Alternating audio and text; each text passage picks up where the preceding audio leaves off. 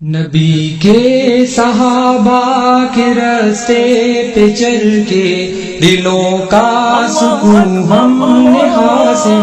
الرحمن الرحیم. ایک بار پھر ہم مخاطب ہیں آپ کے مسائل کا حل لے کر قرآن و حدیث کی روشنی میں. میں ہوں بابر پٹھان اور میرے ساتھ ہے مفتی عبدالرحیم بلالی صاحب. پروگرام کے آغاز سے پہلے ہم یہ بتانا چاہتے ہیں کہ ہماری نشریات کو ہمارے فیس بک پہ بھی دیکھ سکتے ہو. بابر خان کے نام سے آئی ڈی ہے فیس بک کا, اس پہ بھی ہمیں دیکھ سکتے ہو. پروگرام کا آغاز کرتے ہیں. السلام علیکم مفتی صاحب. وعلیکم السلام ورحمۃ اللہ وبرکاتہ. مفتی صاحب ہماری خدمت میں کچھ سوال آئے ہیں. پہلے سوال کو لیتے ہیں. یہ پہلا سوال آیا ہے کہ اگر نماز کے دوران شلوار کو اوپر کر سکتے ہیں یا نہیں. بسم اللہ الرحمن الرحیم. الحمدللہ کفا وسلام علی عبادی الذین اصطفى اما بعد. میں آپ حضرات کا تہہ دل سے شکر گزار ہوں کہ آپ نے پھر سے ایک مرتبہ مجھے اس پروگرام میں شرکت کا موقع عنایت فرمایا. الغرض سوال یہ پوچھا کہ نماز کے دوران ہم پاجامے کو یا پینٹ وغیرہ جو پہنے جاتے ہیں آج کل, ان کو ہم نماز کے دوران فولڈ کر سکتے ہیں یا نہیں. تو سب سے پہلی بات یہ ذہن میں رکھیں کہ ایسا کپڑا ہی نہ سلایا جائے کہ جو نماز کے اندر یا نماز کے باہر غیر شرعی ہو. یعنی ہر ایسا لباس انسان استعمال کرے جو شرعی لباس ہو.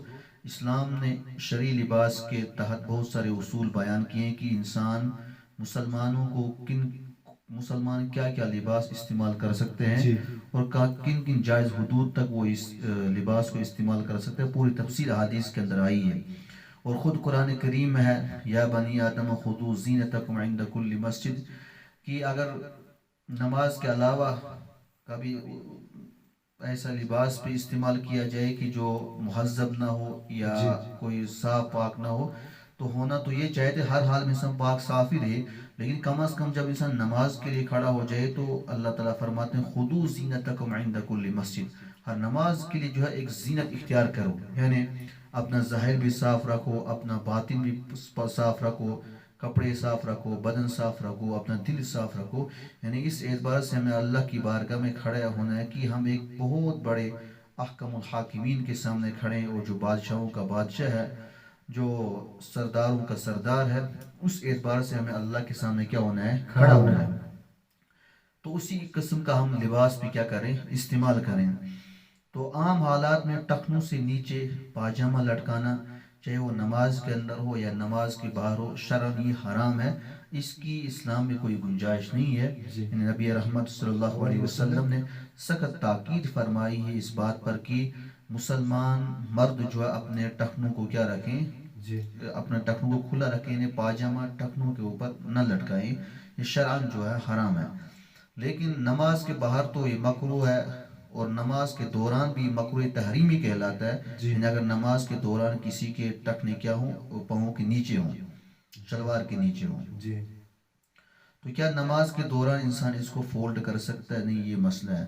تو اس سوال کا جواب یہ ہے کہ نماز کے دوران یا نماز سے پہلے انسان اس شلوار کو جو ٹخنوں کے اوپر ہے, وہ ٹخنے چھپ گئے ہیں, ان کو فولڈ کر سکتا ہے. اس سے نماز پر کوئی فرق نہیں پڑے گا.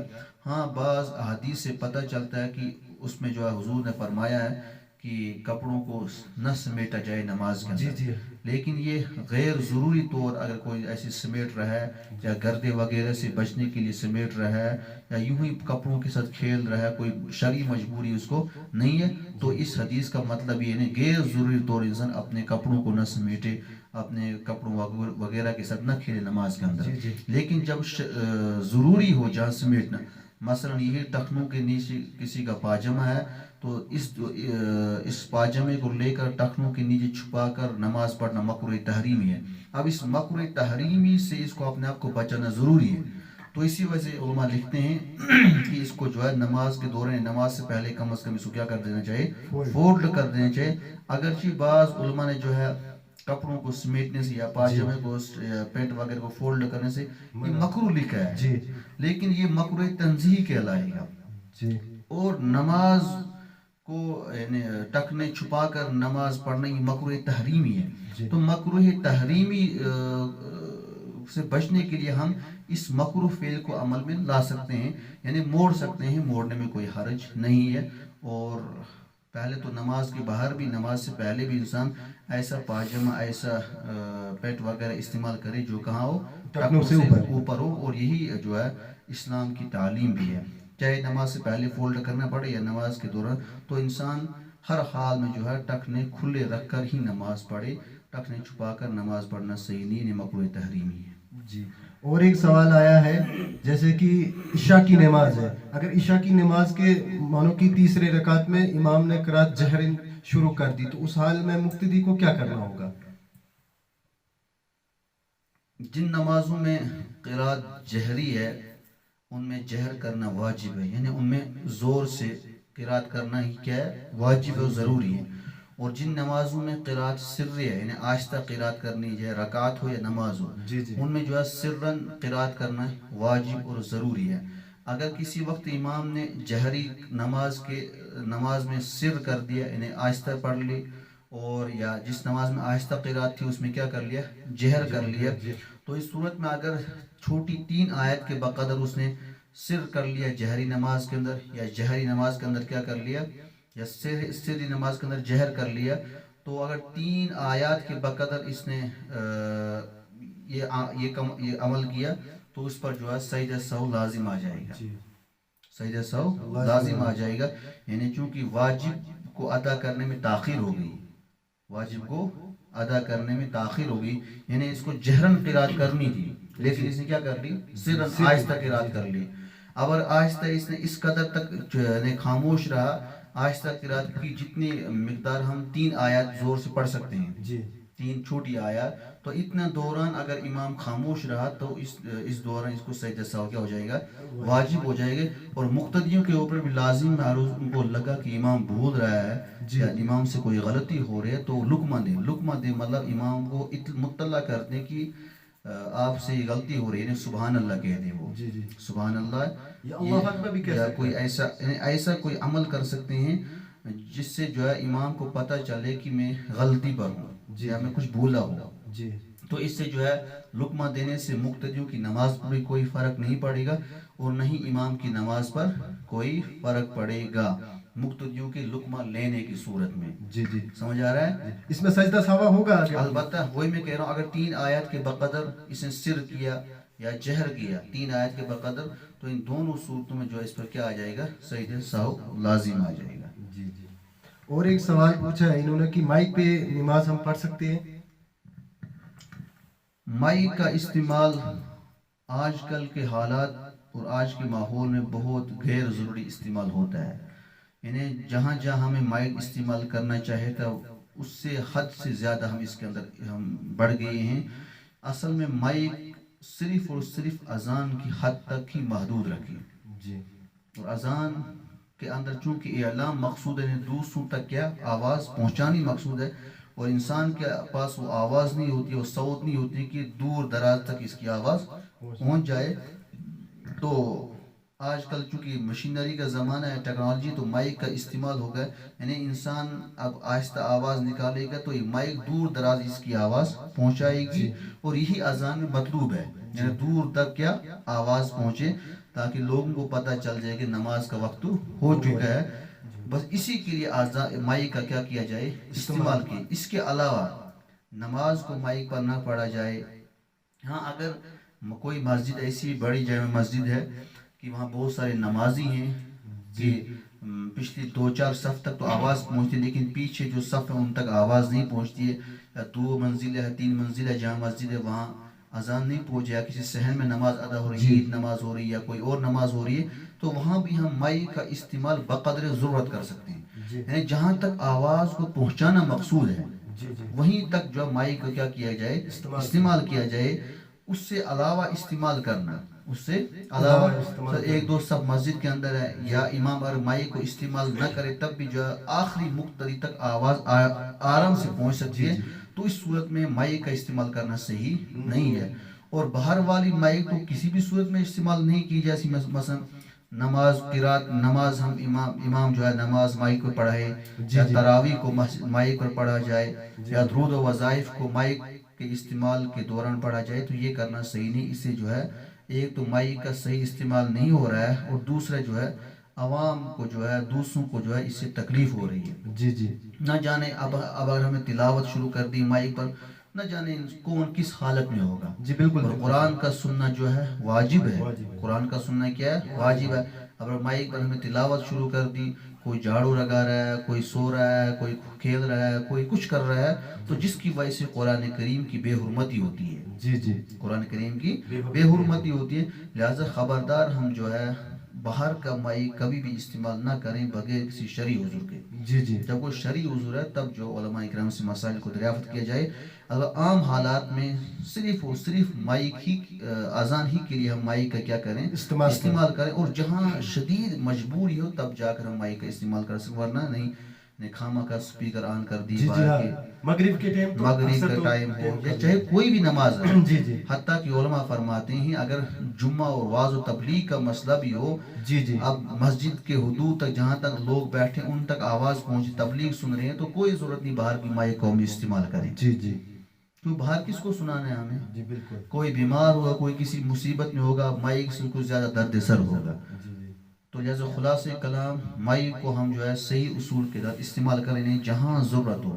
سب سے بڑی ضرورت یہ اذان صرف اور صرف انسان کوشش کرے اذان ہی کے لیے ہم مائک کو کیا کریں آن کریں. اس کے علاوہ کسی دوسری کام کے لیے مائک کو استعمال نہ کیا جائے.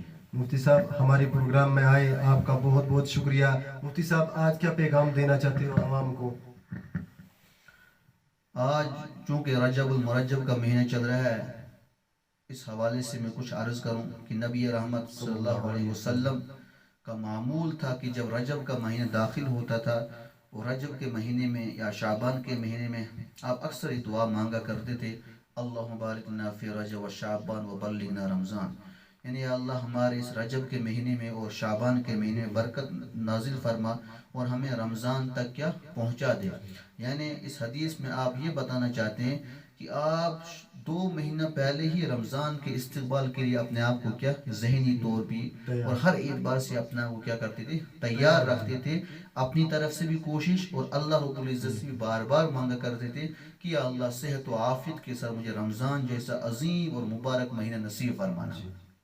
سمجھ آ رہا ہے؟ تو رمضان کی آمد ہے اس کے استقبال کے لیے آپ 2 مہینے ہی سے جو اپنے آپ کو تیار رکھتے تھے. اور دوسری بات یہ اس مبارک مہینے کے اندر معراج نبی رحمت صلی اللہ علیہ وسلم کی ہوئی ہے. یعنی آپ کو جو ہے ایک عظیم تحفہ اللہ رب العزت نے عطا کیا اور ایک عظیم معجزہ اللہ نے آپ کو دیے ہیں معراج کی صورت میں.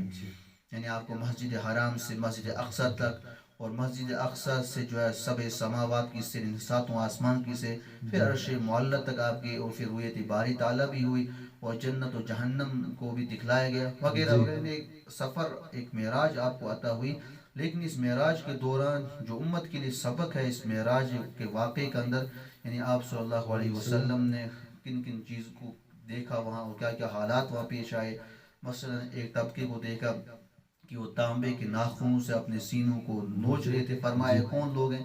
کہا گئے وہ لوگ ہیں جو دوسروں کی غیبت کرتے ہیں یا دوسروں کی عزتوں کو پامال کرتے ہیں. لہٰذا ان چیزوں سے ہمیں بچنا ہے. اور ایک حدیث میں آپ نے فرمایا کہ سب سے زیادہ میں نے جہنم میں عورتوں کو دیکھا معراج کے موقع پر.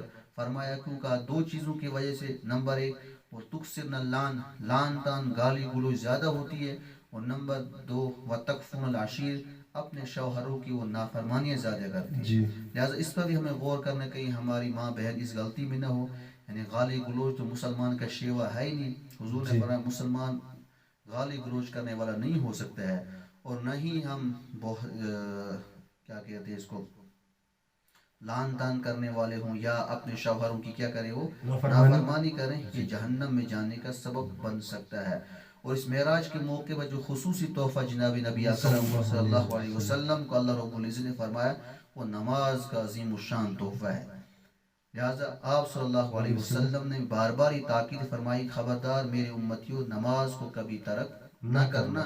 اور ایک قوم پر آپ کا گزر ہوا کہ ان کے پتھروں ان کے سروں کو جو ہے بڑی بڑی چٹانوں سے پتھروں سے پھوڑا جا رہا تھا فرمایا یہ کون لوگ ہیں؟ عرض کی اللہ کا رسول صلی اللہ علیہ وسلم یہ وہ لوگ ہیں جو نمازوں کے اندر سستی اور کاہلی برتتے ہیں، یہ نمازوں سے غافل ہیں، نمازوں کو وقت پر ادا نہیں کرتے ہیں، یا قضا کر دیتے ہیں سستی کی وجہ سے، یا پڑھتے ہی نہیں ہیں۔ تو لہٰذا ہمیں جو ہے نمازوں کی کیا کرنی ہے؟ خصوصیت کے ساتھ پابندی کرنی ہے، اور قرآن پاک کی تلاوت کی پابندی کرنی ہے، اور غرض ما آتاکم الرسول فخذوا، جو کچھ اللہ کا رسول صلی اللہ علیہ وسلم نے حکم دے اس کو ہم اپنے لے لیں، وما نہاکم عنہ فانتہوا، اور جن چیزوں سے اللہ کے رسول صلی اللہ علیہ وسلم ہمیں منع کرے ان چیزوں سے ہم کیا آ جائیں؟ باز آ جائیں، اور اسی میں ہمارے لیے 100% کامیابی ہے۔ اللہ ہمیں جو ہے نبی رحمت صلی اللہ علیہ وسلم کی سنتوں کے مطابق زندگی گزارنے کی توفیق نصیب فرمائے۔ وآخر دعوانا الحمدللہ رب العالمین۔ ویڈیو اچھی لگی ہو تو لائک کر دیجئے، اور ساتھ میں سبسکرائب کا لال بٹن بھی دبا دیجئے، بیل آئیکن کو پریس کر کے آل نوٹیفیکیشن جاری کر دیجئے، تاکہ آنے والا ہر ویڈیو پہنچے سب سے پہلے آپ تک۔